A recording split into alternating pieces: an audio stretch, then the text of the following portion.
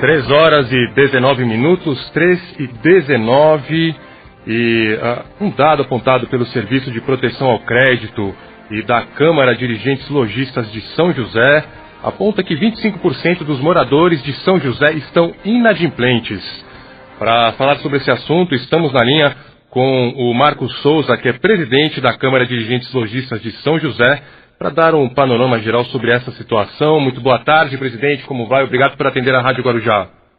Boa tarde a você, boa tarde a todos os ouvintes da Rádio Guarujá, sempre uma satisfação. Pois é, esse dado indica que São José está acima da média estadual em inadimplência, não, presidente? Exato, essa característica, esse dado, essa informação, ela tem também, entre outros fatores, a questão de que São José hoje é a maior densidade demográfica do estado. Para se ter uma ideia, em torno de 1.600, 1.800 habitantes por quilômetro quadrado, o que equivale ao dobro da densidade demográfica de Florianópolis, por exemplo.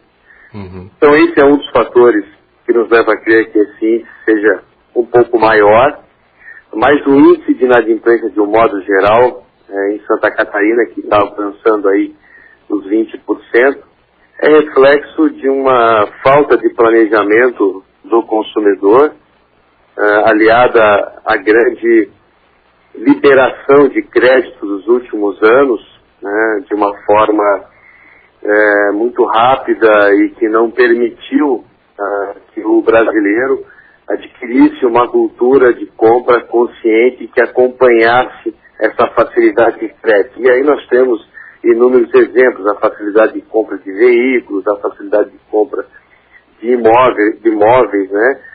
Enfim, as próprias lojas de departamento têm tido uma política mais agressiva de liberação de crédito, e isso vem levando ao endividamento. Certamente, o endividamento também tem outros inúmeros fatores, né? Até a própria perda de emprego, as emergências que acontecem com os consumidores na sua vida familiar, médicos, filhos, enfim. Mas, principalmente, nós entendemos que a falta de planejamento, que é o simples e popular gastar mais do que ganha, leva o cidadão ao endividamento. Agora, presidente, estamos chegando aí às comemorações de fim de ano. Esse planejamento do qual você está destacando, nessa hora é preciso um planejamento maior ainda. Como é que vocês, da Câmara Dirigentes Lojistas, estão lidando com essa situação? Perceba que já agora, no Dia das Crianças, o ticket médio esperado, nós não temos ainda a confirmação do que foi realizado, mas o ticket médio esperado em São José era em torno de R$120. E o ticket médio previsto pela FCDS, pela federação no estado, chegava a R$170, R$180, o que já revela que São José deu uma segurada nesse processo de compra. O mesmo levado pela facilidade de crédito, então nada melhor do que nós temos cautela. Cautela para que consigamos continuar desenvolvendo a economia, talvez a patamares muito parecidos que 2014, e organizar, quem sabe, a partir de 2015 o governo tem uma luz e consiga reorganizar o processo macroeconômico para que a gente volte a crescer, pelo menos parecido com o que crescem os nossos vizinhos, nossos países aí da América Latina. No momento, no cenário atual, nós temos a inflação no teto da meta, não, presidente, e uma produção industrial muito fraca, não temos? Estamos no teto de uma meta que é inadequada para os padrões brasileiros. Quando se diz que o teto se está no teto da meta, não se diz com frequência que esse teto não é adequado. Nós devemos ter uma média de inflação que fosse compatível com o crescimento, porque senão não é sustentável. E eu digo a você, não tenho fontes estatísticas ou científicas para isso, mas na minha concepção a inflação ela é muito maior do que está sendo anunciada. Isso a gente sente no dia a dia. O consumidor que está nos ouvindo sabe disso.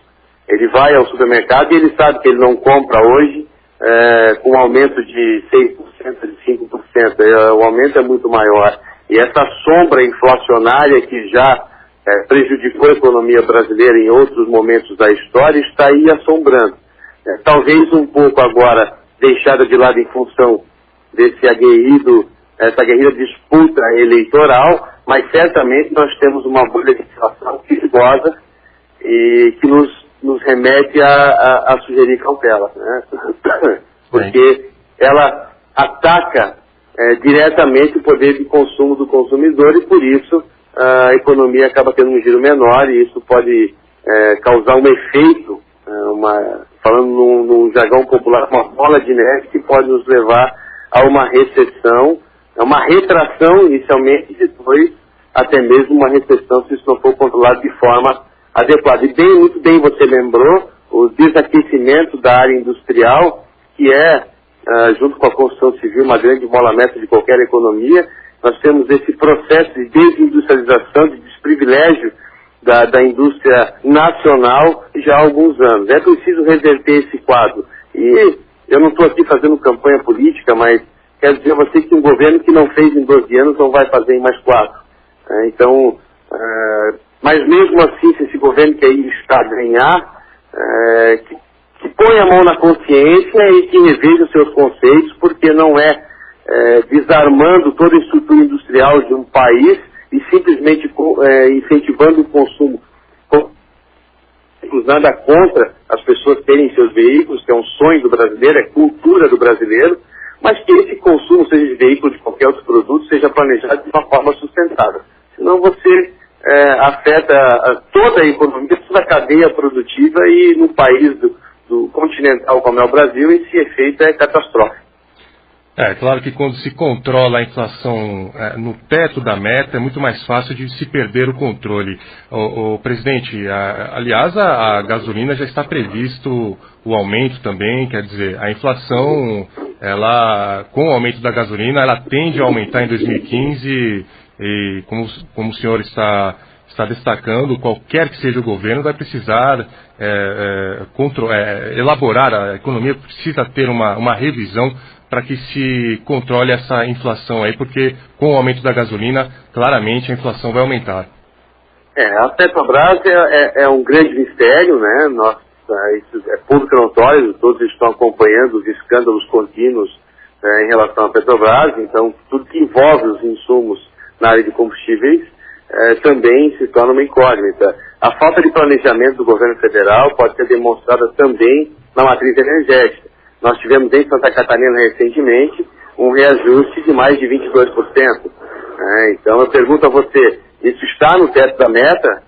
Quem teve um aumento de 20% no seu salário, que pôde repassar às empresas privadas um reajuste de 22% sobre os seus produtos ou sobre os seus serviços? Nos negócios que eu comando, confesso a você que está muito longe disso. Então a falta de planejamento do governo, a falta de planejamento dos líderes, né, da gestão pública, tem levado o país a sucessivos erros, afetando inexoravelmente toda a classe empresarial e, por consequência, toda a população. Às vezes a gente quer separar isso, a classe empresarial é uma elite, né? Nós temos que entender que 99% das empresas são micro e pequenas empresas, geram 20% do PIB e mais de 60% da mão de obra disponível, empregada hoje no país. Então, tem uma importância na economia muito grande. E quem nos ouve, e que é micro e pequeno empreendedor, médio empreendedor, sabe disso, sabe que ele não é apenas o patrão, ele está no dia a dia, ele está trabalhando, ele está girando a economia. E diga a vocês, ouvintes, não fosse o Brasil um país com pessoas tão aguerridas e trabalhadoras, com pessoas que acreditassem no futuro, nós já teríamos ido à bancarrota há muito tempo. A sorte desse governo que aí está é que os brasileiros não se cansam. Estão sempre na luta, estão sempre dando a volta por cima, buscando alternativas. Porque se o governo, pelo menos, não atrapalhasse, nós teríamos um desenvolvimento muito melhor. Veja bem, eu não estou nem para ajudar, eu estou apenas para não atrapalhar. Nós teríamos um desenvolvimento melhor, mas ele não, ele atrapalha, ele atrapalha a economia, ele não planeja, ele não investe em infraestrutura. Então é preciso realmente rever esse país, porque, caso contrário, nós estamos fadados a entrar em recessões tão parecidas como entrou recentemente a Grécia e outros países da Europa. Presidente, o senhor tem dados sobre o nível de desemprego aí em São José?